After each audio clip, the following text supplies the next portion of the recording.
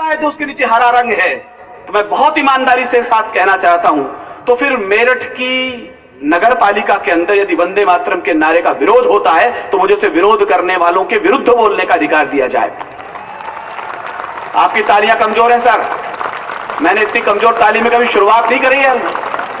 वो लोग कहते हैं कि वंदे मातरम गाएते हो हमारे धर्म आस्थाओं पर चोट लगती है। एक दक्षिण में कहता है मेरे गर्दन पर भी छुरी रख दो तो मैं भारत माता की जय न बोलूंगा। मैं रणबांकुरों जयपुर की मिट्टी पर खड़ा होकर कहना चाहता हूं, मेरी गर्दन पर भी छुरी रख दो, मैं बढ़ते दम तक भारत माता की जय बोलूंगा।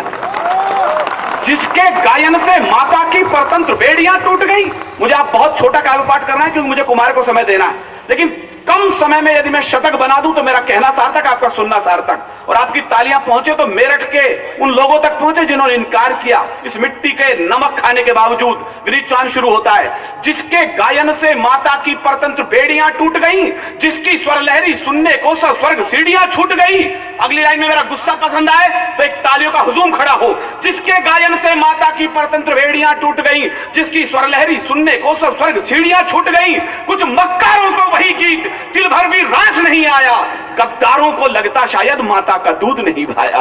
गद्दारों को लगता शायद, मुझे पीछे तक ध्यान मिले, मक्कारों को लगता शायद माता का दूध नहीं भाया। जो गीत सदा आजादी की दुल्हन की जय जयकार रहा, यही वो गीत था जिस पर भगत सिंह अशफाक उल्लाह गाते हुए फांसी के फंदे पर चढ़ गए। भगत सिंह की मां आई मिलने के लिए जेल में, उनसे कहने लगी मैं तुझे बचाना चाहती हूं। भगत सिंह नहीं मां, फांसी पर चढ़ने से न रोको। क्यों ना रोकू, उसने कहा। 2 लाइन कही भगत सिंह ने, आत्माएं शहीदों के ऊपर होंगी, उन्हें आश्वस्त कीजिएगा। क्यों चढ़ गए वो फांसी के फंदे पर एक गीत गाते हुए? भगत सिंह बोलते हैं तूफान अगर जिद कर बैठे तो अड़ना बहुत जरूरी है। कहां है शौर्य के लोग, मैं देखना चाहता हूं। भगत सिंह उत्तर देते अपनी मां को, क्यों फांसी चढ़ूं मैं? कि तूफान अगर जिद कर बैठे तो अड़ना बहुत जरूरी है, और क्रांति काल में क्रांति मंत्र का पढ़ना बहुत जरूरी है, और अगर काटनी है माता की जंजीरें तो मेरा फांसी पर चढ़ना बहुत जरूरी है। मेरा फांसी पर चढ़ना बहुत जरूरी है। इसलिए मैंने कहा जो चले गए यह देश छोड़ उनसे न शिकायत कभी हमें। मेरा तर्क सुने, वो पार्षद सुने जिन्होंने कहा कि हम वंदे मातरम गा नहीं सकते। यदि अब्दुल हमीद अंसारी उपराष्ट्रपति होकर वंदे मातरम गा सकते हैं तो तुम्हें ऑब्जेक्शन कैसे होता है सर?